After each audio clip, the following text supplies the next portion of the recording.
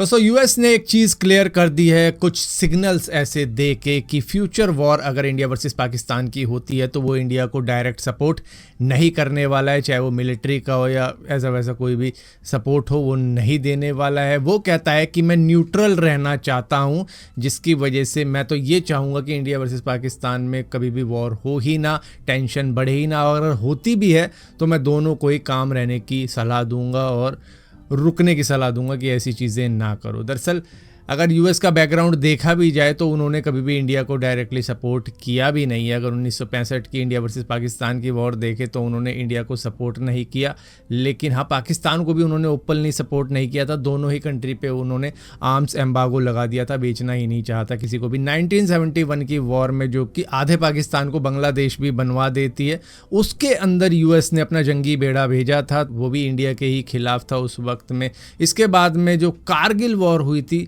हाँ उसके अंदर कहा जा सकता है कि बिल क्लिंटन ने पाकिस्तान के ऊपर प्रेशर बनाया था कि भैया अपनी आर्मी को हटाओ, अपने ट्रूप्स को हटाओ, लेकिन फिर भी वो जंग भी इंडिया ने अपने बलबूते से ही जीती थी। हाँ ठीक है, इसराइल ने, रशिया ने इंडिया को सपोर्ट ज़रूर किया था यहाँ पर ओपनली।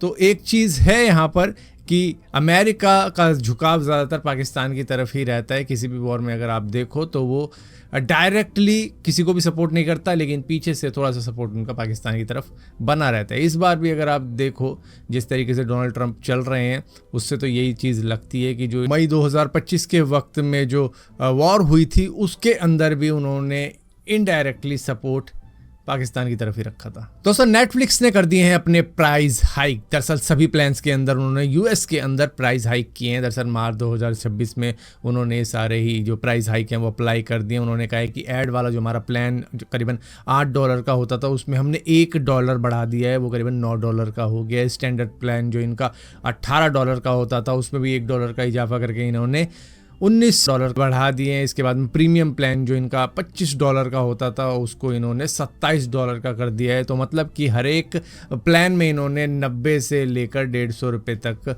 बढ़ाए हैं, डिपेंड करता है। और इंडिया के अंदर भी शायद आने वाले कुछ महीनों में आप देख सकते हो कि ये प्लान बढ़ाएंगे, शायद ₹20, ₹25 इस तरीके से इंक्रीमेंट ला सकते हैं आने वाले कुछ महीनों में नेटफ्लिक्स के अंदर। दरअसल इनका कहना ये है कि अब ये लाइव स्पोर्ट्स भी दिखा रहे हैं, ये वीडियो पॉडकास्ट भी दिखा रहे हैं, ये हाई क्वालिटी कंटेंट बनवा रहे हैं जिसमें काफ़ी ज़्यादा पैसा लगता है। तो उस वजह से कंपनी को और ज़्यादा रिवेन्यू बढ़ाना है, तो उसकी वजह से उन्होंने इस तरीके के प्राइस हाइक किए हैं। दोस्तों इंडियन व्लॉगर गौरव तनेजा, जिनका एक यूट्यूब चैनल है फ्लाइंग बीस्ट, इनकी एक कंपनी भी है बीस्ट लाइफ, जिसके अंदर इन्होंने कई सारे फिटनेस से रिलेटेड प्रोडक्ट बना के बेचने के लिए रखे भी हुए हैं। यहाँ पर इन्होंने लॉन्च किया एक ऐसा कंट्रोवर्शियल प्रोडक्ट जो कि हैरान कर देगा आपको कि फिटनेस की लाइन में क्या इसकी भी लाने की ज़रूरत थी। दरअसल इन्होंने दुनिया का सबसे पहला प्रोटीन कॉन्डम लॉन्च कर दिया है।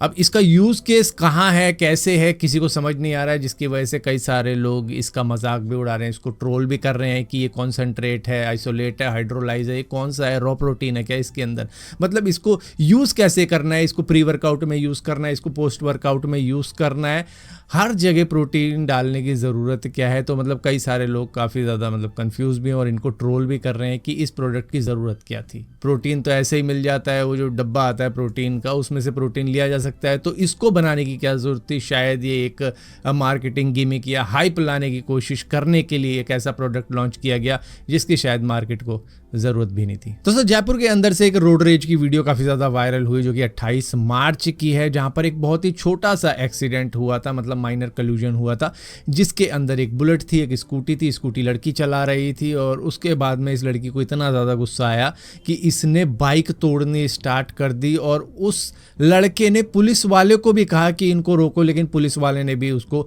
नहीं रोका और वो जितनी इसकी बाइक तोड़ सकती थी उसने पत्थर मार मार के कई बार उसकी बाइक को ज़्यादा से ज़्यादा डैमेज करने की कोशिश करी, जिसके बाद में उसने चैलेंज भी किया कि जो मेरा कर सकता हो वो कर ले, इस तरीके की बात कही। जहां पर लड़के ने सिर्फ वीडियो बनाई, उसने कुछ भी अटेम्प्ट नहीं किया किसी तरीके से इसे रोके पुश करे, कुछ नहीं किया, उसने सिर्फ वीडियो बनानी सही समझी। हाथ लगा मेरे, अरे उनको बुलाना, एक सेकंड रुको तो।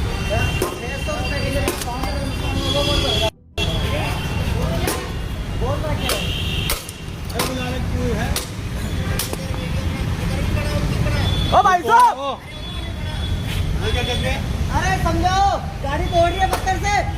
ये पुलिस वाले खड़े हुए हैं यहाँ पे, लेकिन कोई कार्रवाई नहीं हो रही। देखिए आप, पुलिस वाले खड़े हुए हैं। सर गाड़ी तोड़ रही है मेरी। मजा आ रहा है ना तोड़ने में? हाँ कर लो। मेरी गाड़ी में नुकसान नहीं हुआ है जितने में गाड़ी तोड़ रही है मेरी। क्या गिरा? कब बोला? जा।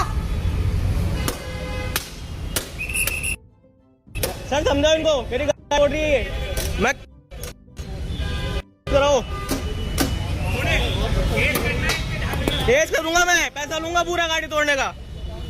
बहुत हो गया।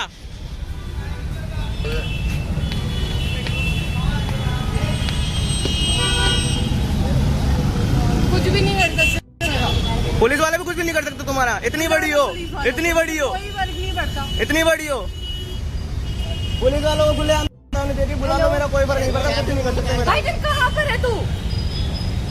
जिसके बाद में जब ये वीडियो काफ़ी ज़्यादा वायरल हो गई सोशल मीडिया के ऊपर, तो इस लड़की का रिएक्शन अब कुछ इस तरीके से आ रहा है। एक एनफील्ड बाइक से एक्सीडेंट हो गया था, जिसमें मेरे पैर में चोट आ गई थी और मैंने गुस्से में आकर उन भैया की बाइक तोड़ दी। ये काम मैंने सिर्फ गुस्से में किया था। इट वाज मेरे लिए एक बहुत ही नया एक्सपीरियंस था ये, और मुझे समझ में नहीं आया कि मैं क्या करूं। उस टाइम पर मुझे क्या करना चाहिए था, मुझे पता नहीं है। मेरा पहला एक्सीडेंट था ये। मैं बहुत बहुत बहुत ज़्यादा शर्मिंदा हूँ इस चीज़ के लिए, और मैंने ये चीज़ सिर्फ गुस्से में की थी और कोई वजह नहीं थी ये करने की। मैं उस भैया से भी बहुत ज़्यादा माफ़ी मांगना चाहती हूँ और ईश्वर मेरी मदद करे। हालांकि ये जिस वे में बोल रही है, एटीट्यूड अभी भी कम नहीं लग रहा है। मतलब जो हो गया हो गया, अब चल ऐसे ही थोड़ा वीडियो डाल देती हूँ, क्या होगा क्या नहीं होगा मुझे क्या, मतलब ऐसे करके, मतलब ये एटीट्यूड है इनका। इस वे में इन्होंने ये वीडियो डाली है, उससे ही पता लग रहा है कि मतलब ये कितनी ज़्यादा दुखी हैं उस इंसिडेंट से। दोस्तों, एक वीडियो बेंगलुरु के एयरपोर्ट से सामने आ रही है, जहां पर गूगल का एक टेकी पैसे के नशे में चूर कुछ इस तरीके से स्मोकिंग कर रहा है एयरपोर्ट के ऊपर। सर स्मोकिंग अलाउड नहीं है। किसने बोला? हम लोग ने बोला। किसने बोला? यहाँ पे आप स्मोक नहीं कर सकते, प्लीज। नहीं कर सकता, स्मोक नहीं कर सकते, नहीं कर सकता। कहाँ लिखा है? यहाँ पे अलाउड नहीं है सर। यहाँ पे लिखा है नो स्मोकिंग।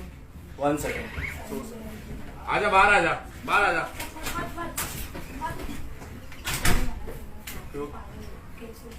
उसको अपलोड किया गया है एयरपोर्ट के अंदर, वो स्मोक कर रहा था। साले अपने औकात में रहकर बात कर, तमीज से बात करिए सर। ये देख सैलरी है ना, गटर में डाल दूंगा। उठा उठा, ये सब उठा। ये लगता है एक महीने की सैलरी, ठीक है?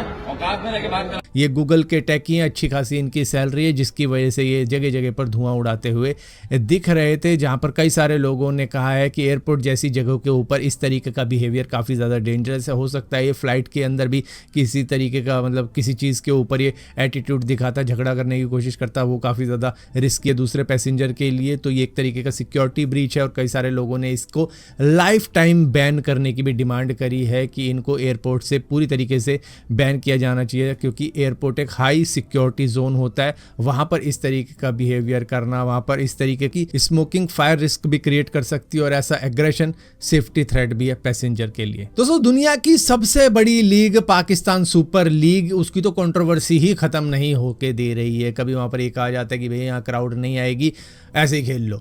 इसके बाद में फिर जब खेलना शुरू होते हैं तो प्लेयरों की जर्सी के कलर उतर रहे होते हैं और बॉल पर आ रहे होते हैं। उसके बाद में अब एक नया इंसिडेंट सामने आया है, जहां पर बॉल टेम्परिंग की कंट्रोवर्सी सामने आई है कि भैया फ़खर जमान और शाहीन अफरीदी ये बॉल टेम्परिंग करते हुए पाए गए हैं, और इसके अंदर हारिस रौफ भी शामिल था। इस तरीके का इंसिडेंट भी सामने निकल कर आया है, जहां पर शायद इन पे बैन भी लग सकता है आने वाले मैचों के अंदर। यहाँ पर 5 रन की पेनल्टी भी दी गई।